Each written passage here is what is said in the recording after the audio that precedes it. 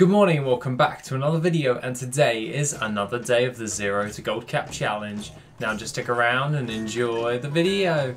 Okay, so in our quest to actually check out after pre-patch all of the existing pretty much Transmog farms at this moment in time, because stockpiling Transmog at the moment before a massive release of a new expansion it tends to be a very good thing for me and has always proven quite well. I've actually decided to revisit a couple of the farms. Now obviously we did Alderman yesterday, and today we have done Zul'Farrak.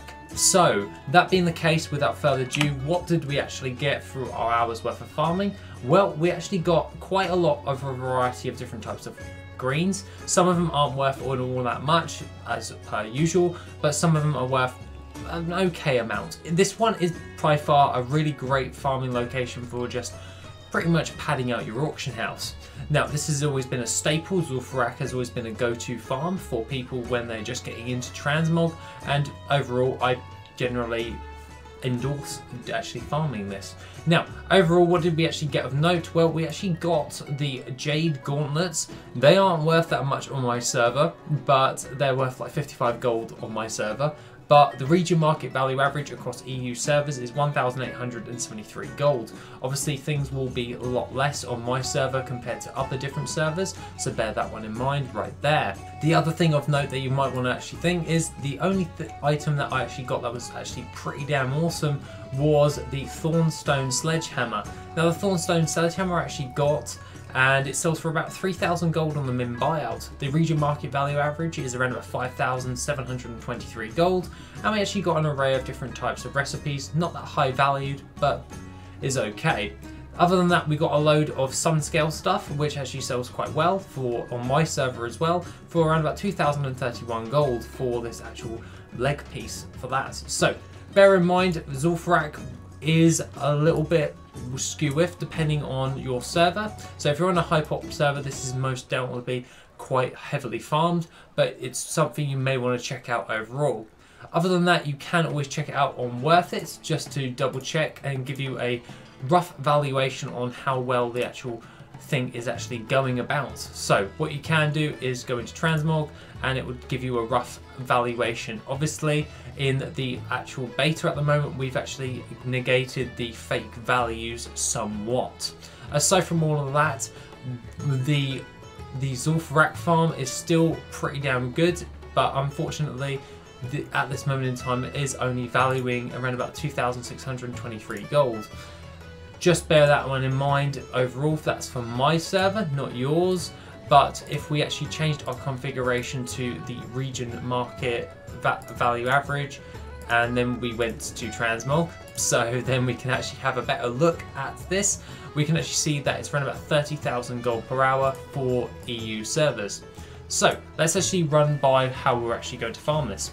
Now, you can always farm this by using the chauffeur mount. So if we went into our mount journal and typed in chopper, so just chopper, so the chauffeured chopper. Now that one actually is a heirloom mount, and it actually comes from the achievement heirloom hoarder. Now aside from all of that, what you can do along with that is run in with your druid at polymorph, and you can gather these up as well. The reason I'm saying this is because if you ride in here on an ordinary mount, you will get dismounted. If you're running it on a druid, on their travel form, or on the chauffeured chopper, then you will not get dismounted and you'll be able to keep going around this. Obviously, if you're running a druid, you can run it a bit faster, and if you're on the chauffeured chopper, you will run this at a slower rate than as you would being a druid. So, best farming character for Zul'Farrak for time efficiency wise is definitely a druid, but if you don't have a druid, then it is most likely going to be a druid. So, that being the case, we run around here, we gather up all of the mobs that we actually can. We're just going to stick ourselves on auto run and just make our way over here. I like to do a half moon type-esque thing where I only run half of the actual instance because I want to grab as many density of the mobs as possible.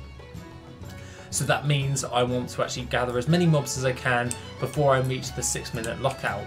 And now, obviously I alluded to this the other day, and basically when you're doing a Transmog farm, you want to get as many runs in as possible, but you want to kill as many mobs as you can. So I like to try and keep under 6 minutes, because that's 60 minutes is in an hour. You've got 10 lockouts, that's 6 minutes per run, and that is to run the instance, loot, run, get out of the instance, and reset. That's how I actually go about doing this, and I want to take out as many mobs as I can within each run.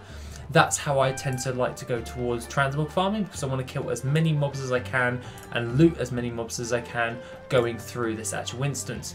The next thing of note is to gather up all of the mobs going through here. Obviously those guys will actually be picked up by all of the other guys as well, so that's not a problem right there. And running through the walls, most of the mobs, once you've got a high amount of the mobs actually coming through here, then you're definitely going to be getting quite a few things. So I like to tend to opening up as many graves as I can before all the mobs actually come, and then I can then spawn as many of these guys as I can, and then just kill them before the other packs of mobs actually come about.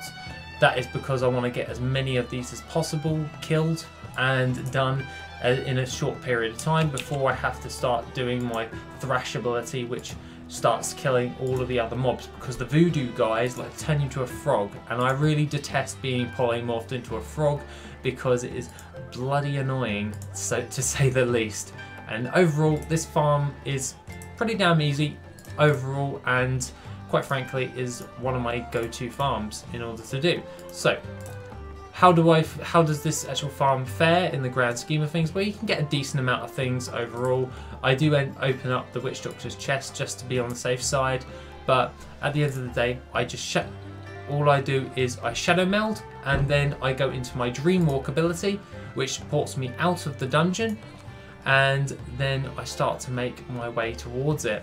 Other than that, all I have to do now is go onto my Brutosaur and I vendor any of the additional stuff that is in my bag, so I can sell trash, and Loot Appraiser will obviously do that for me.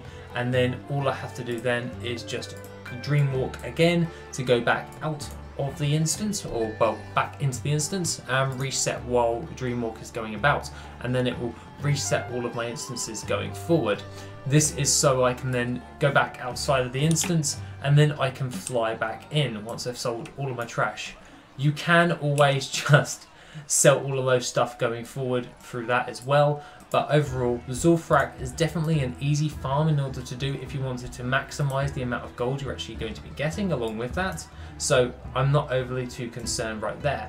You want to actually vendor all of the other non-essential stuff, so we actually got some greens from that, and overall it was actually pretty damn good for me. Just one run, it's about 500 gold, but at the end of the day, this one does have the potential to drop the glorious leg plates and an array of different types of other different types of greens that actually sell for quite a lot of gold. Sunscale is definitely one of the ones that is looked for on this actual farm, and overall Zul'Farrak has pretty much not changed since the actual pre-patch. Now, I know Alderman has changed somewhat. You get a little bit more loot, which is handy, but with Zul'Farrak it's near on the same. So this one is still a very good farm in order to pad out your auction house, but other than that, as a general gist of rule of thumb, not much has really changed in the realms of Zul'Farrak.